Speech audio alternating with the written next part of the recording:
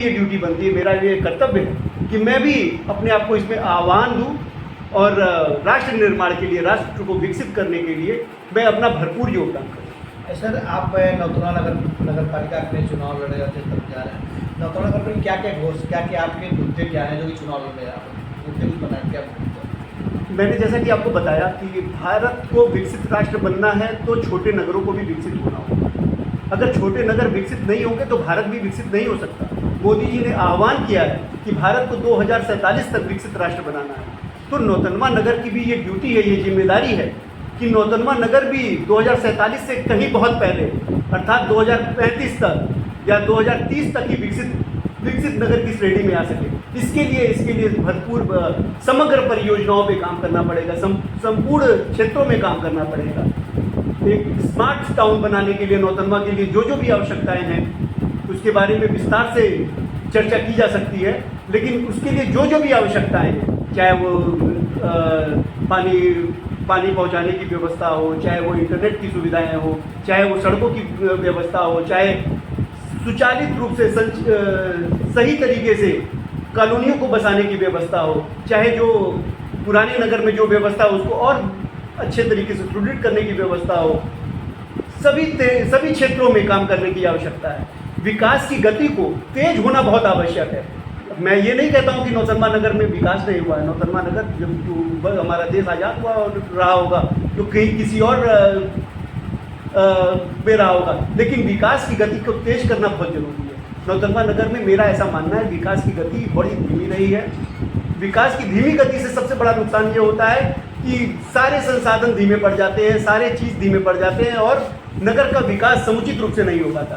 इसीलिए ये आवश्यक है कि नगर को हम बहुत तेज़ी से विकास के पथ पर ले जाएं, जिससे कि हमारा भारत राष्ट्र और हमारा नौतनवा नगर भी विकसित नगर बन सके, जो कि 2030 तक या बहुत हो गया तो 2035 तक नौतनवा को विकसित नगर बनाना ही होगा।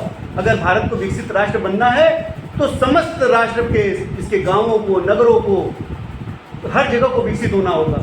इसीलिए मेरा ये आह्वान है लोगों से कि आप नौतनवा नगर को विकसित बनाने के लिए भारतीय जनता पार्टी के प्रत्याशी को अपना मत दें और मोदी जी के सपनों को, योगी जी के सपनों को साकार करें।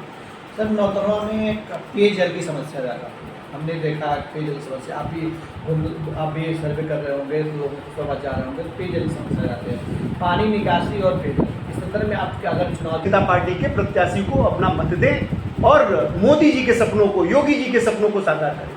सर, नौतनवा में पेयजल की समस्या ज़्यादा हमने देखा, पेयजल की समस्या आप भी सर्वे कर रहे होंगे, लोगों को समझ जा रहे होंगे, पेयजल की समस्या जाते हैं, पानी निकासी और पेयजल। इस संदर्भ में आप अगर चुनाव जीतते तो क्या क्या काम करें? निश्चित रूप से जैसा कि मैंने आपको बताया कि पेयजल की समस्या हो, चाहे नाली की समस्या हो, जल निकासी की समस्या और पेयजल की जो समस्या है, ये बहुत प्राइमरी समस्याएं हैं।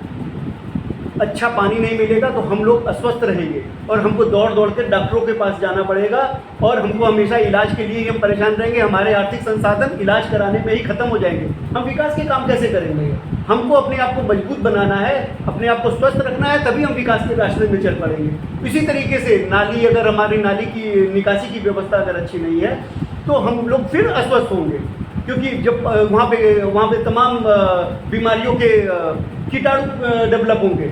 इसीलिए मेरा ये प्रयास होगा कि नाली निकासी की पानी निकासी की अच्छी व्यवस्था हो और उसमें STP सीवेज ट्रीटमेंट प्लांट लगाया जाए, जिससे कि वो पानी को हम पुनः खेती के योग्य बना सके और उस पानी को हम पुनः खेती के योग्य कर सके।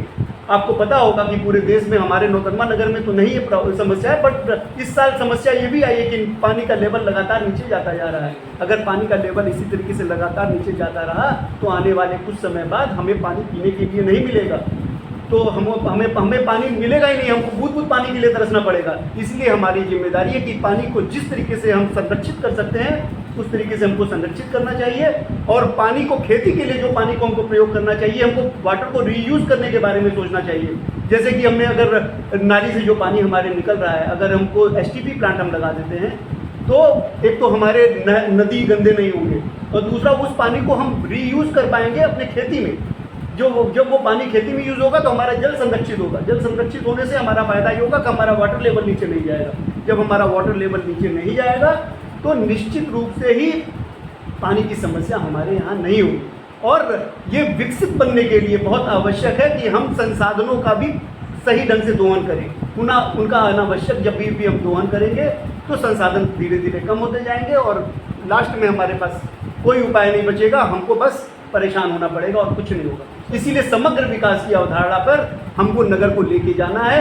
नगर को निश्चित रूप से हर हालत में विकसित बनाना है, हर लिहाज से, हर तरीके से।